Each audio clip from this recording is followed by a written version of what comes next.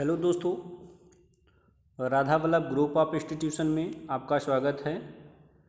इसके पहले आपको हाईवे इंजीनियरिंग का तीसरा चैप्टर पढ़ाया गया था, जिसका नाम था हाईवे सर्वे एंड प्लान। आज चौथा चैप्टर बताने जा रहे हैं, जिसका नाम है ट्रैफिक इंजीनियरिंग, मतलब यातायात अभियांत्रिकी।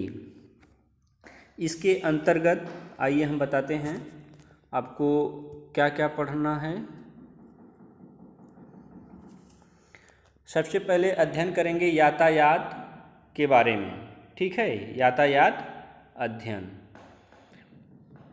तो यातायात को सुरक्षित एवं सुचारू रूप से चलाने के लिए तथा सड़कों के ज्यामितीय अभिकल्पन के लिए यातायात के गुणों का विश्लेषण किया जाता है।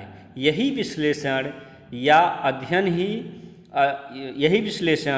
अध्ययन ही यातायात का अध्ययन कहलाता है, ठीक।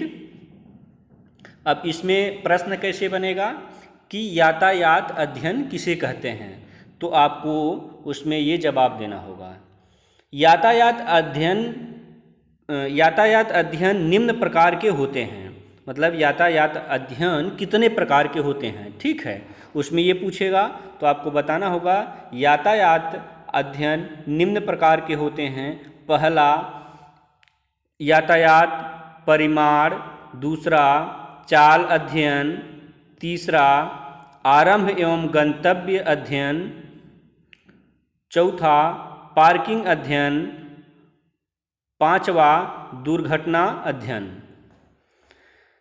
तो यातायात अध्ययन कितने प्रकार के होते हैं, तो उन सब चीज़ों में ये सारे 5 प्रकार के होते हैं। यातायात परिमाण अध्ययन किसे कहते हैं? यातायात परिमाण अध्ययन के बारे में सड़क की काट को एक इकाई समय में जितने वाहन पार करते हैं, जितने वाहन क्रॉस करते हैं, उसे यातायात परिमाण कहते हैं। जैसे किसी सड़क के किसी एक पॉइंट पे एक जगह पे खड़े होते हैं और उस जगह से जितने भी वाहन क्रॉस करते हैं उसे यातायात परिमाण कहते हैं। जैसे किसी टोल टैक्स वगैरह पे होता है कि मतलब दिन भर में कितने वाहन गुजरते हैं, तो उस टोल टैक्स पर खड़े होकर अध्ययन किया जाता है उस टोल टैक्स से होकर कितने वाहन दिन भर में गुजरते हैं, उसी को यातायात परिमाण कहते हैं। इसे वाहन प्रतिदिन या वाहन प्रति घंटा से प्रदर्शित करते हैं, मतलब प्रतिदिन उस जगह से इतने वाहन गुजरते हैं या प्रति घंटा इस जगह से इतने वाहन गुजरते हैं, ठीक है। तो उस जगह को ही उसे ही यातायात परिमाण कहते हैं। यातायात परिमाण की गणना निम्न 2 विधियों से की जाती है।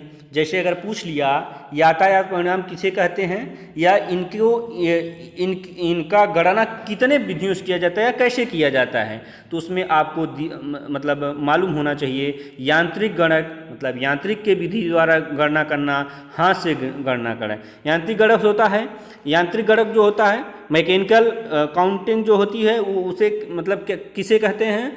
किसी मशीन द्वारा सड़क के किसी काट से होकर गुजर रहे वाहनों की संख्या को ज्ञात करना यांत्रिक गणक कहलाता है या यांत्रिक गणना कहलाता है। लंबे समय में वाहनों की संख्या की गणना करने में यांत्रिक गुणक ज़्यादा उपयुक्त होती है, यांत्रिक के द्वारा गणना करना ज़्यादा उपयुक्त होती है। दूसरा होता है हाथ से गणना करना। हाथ से गणना करना सर्वेक्षक एवं सड़क पर जाकर वाहनों की गणना करते हैं। इस विधि से छोटे बड़े प्रकार और प्रकृति आदि की गणना भी की जा सकती है। यह छोटे समय में वाहनों की गणना के लिए उपयुक्त होता है। जैसे अगर आपको हाथ से गणना करना हुआ तो मान लीजिए 10 मिनट, 20 मिनट, आधा घंटा, 1 घंटा, या मतलब मैक्सिमम जो है मतलब मिनिमम जितना कम समय तक हो जाए उससे जो है मतलब गिना जाता है कि इस जगह से इतने मतलब वाहन गए, इतने गए। तो वो चीज़ें जो होती है बहुत ज़्यादा समय के लिए जो है नहीं उपयुक्त होती है, जो हाथ से गणना किया जाता है। वो ज़्यादा समय के लिए या ज़्यादा काउंटिंग के लिए आपको यांत्रिक, ये आपको दिया गया है, देखिए इसमें यांत्रिक के ही द्वारा जो है गणना करना ही उपयुक्त होता है या आसान होता है। यातायात परिमाण के आंकड़ों का प्रदर्शन। यातायात परिमाण के आंकड़ों का प्रदर्शन निम्न 2 या 3 तरीके से किया जाता है। माना कि निम्न 2 तरीके कौन कौन से हैं? पहला, वार्षिक औसत प्रतिदिन यातायात, एनुअल एवरेज डेली ट्रैफिक। दूसरा है यातायात बहाव मानचित्र, ट्रैफिक फ्लो मैप। ठीक, तो उसमें आपको पहला हम बताते हैं कैसे होता है। वार्षिक औसत प्रतिदिन यातायात किसे कहते हैं?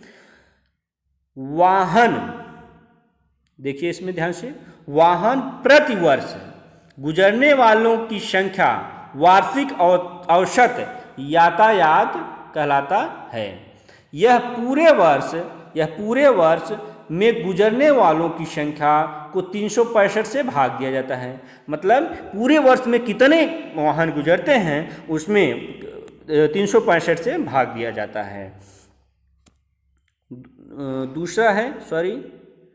दूसरा है यातायात बहाव मानचित्र। यातायात बहाव मानचित्र, यातायात बहाव का मानचित्र 2 तरह से दर्शाया जाता है या दर्शाया जा सकता है। एक में वाहनों की संख्या लाइनों द्वारा प्रदर्शित की जाती है, जैसा कि मानचित्र में देखिए आपको दिया गया है। इसमें लाइन की मोटाई के अनुसार ही वाहनों की संख्या उचित पैमाना मानकर निर्धारित की जाती है। ध्यान से सुनिएगा, यातायात बहाव का मानचित्र 2 तरह से दर्शाया जा सकता है, दर्शाया जाता है। एक में वाहनों की संख्या लाइनों द्वारा प्रदर्शित की जाती है, जैसा कि मानचित्र में दिखाया गया है, तथा इसमें लाइन की मोटाई के अनुसार ही वाहनों की संख्या उचित पैमाना मानकर निर्धारित की जाती है। तथा दूसरे में वाहनों की संख्या को प्रत्येक लाइन में संख्या लिखकर प्रदर्शित किया जा सकता है। यह चित्र क्रॉस सड़क अभिकल्पन में मदद करता है। क्रॉस सड़क अभिकल्पन में मदद करता है। ठीक है, अब देखिए यातायात नियंत्रण की युक्तियाँ। ये अक्सर क्वेश्चन पूछा जाता है कि यातायात नियंत्रण करने की कौन कौन सी विधियाँ या कौन कौन सी युक्तियाँ या कौन कौन से उपाय किए जाते हैं। तो उसमें आपको मालूम होना चाहिए यातायात नियंत्रण के लिए मुख्यतः निम्नलिखित युक्तियाँ प्रयुक्त की जाती हैं। उसके बाद पहला उसमें देखिए सड़क संकेत,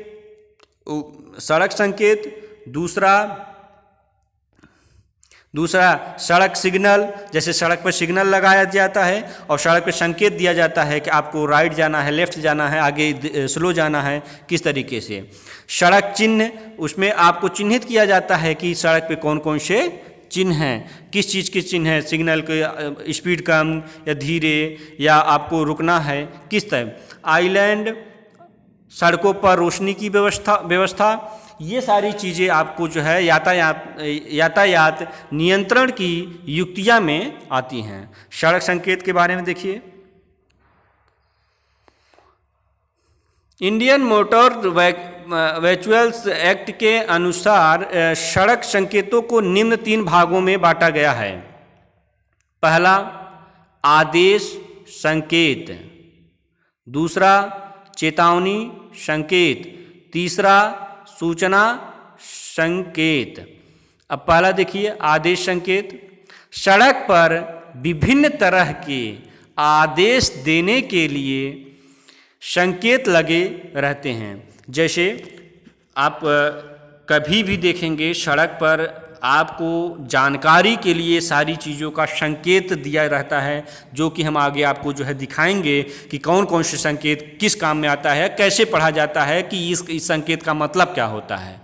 सड़क पर विभिन्न तरह के आदेश देने के लिए संकेत लगे रहते हैं। यातायात के नियमों का पालन सड़क पर अधिकतर गति की सीमा भारी वाहन न जाने के लिए देने के लिए आज सूचना इन संकेतों द्वारा की जाती है। जैसे कभी कभी होता है कि आपको इस ज़्यादा स्पीड में नहीं चलना है, आपको लिमिट में चलना है या धीरे चलना है, तो उस तरीके से उसमें जो है आपको संकेत दिया रहेगा। जैसे कभी कभी स्कूल कॉलेज होते हैं तो वहाँ स्टूडेंट जो है क्रॉस करते हैं, गुजरते हैं, तो उस जगह पे आपको जो है लिखा जाता है कि आगे स्कूल है, कृपया धीरे चलें। उसमें लिमिट रहता है कि कितने स्पीड में आप चल सकते हैं, इससे ज़्यादा नहीं चल सकते हैं, तो सारी चीज़ें।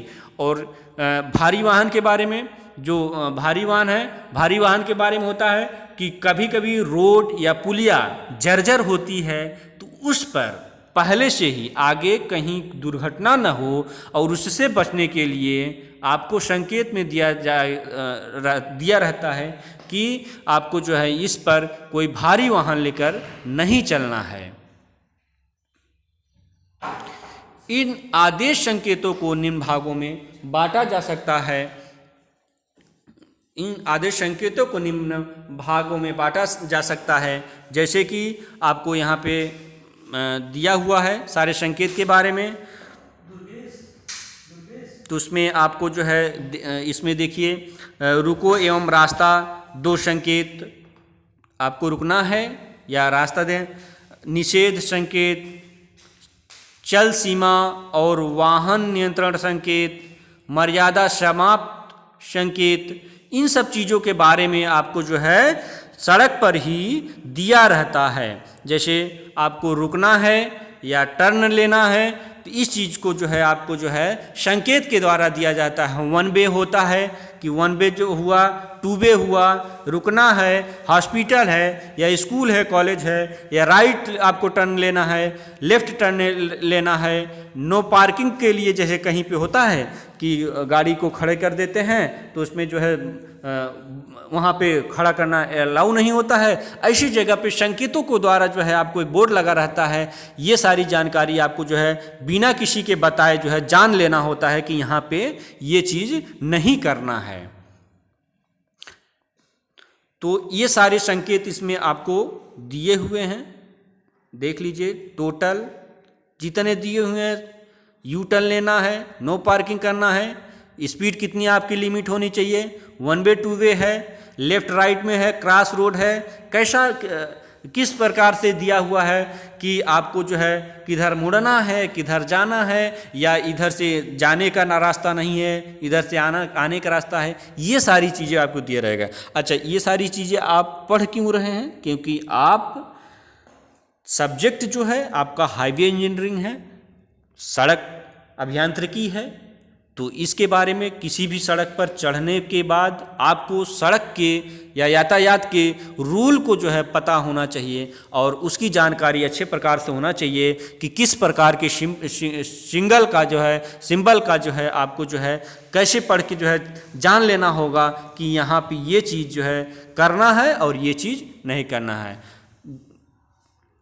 और अगला वाला जो टॉपिक है अगले वीडियो में आपको पढ़ा दिया जाएगा। तो के लिए धन्यवाद।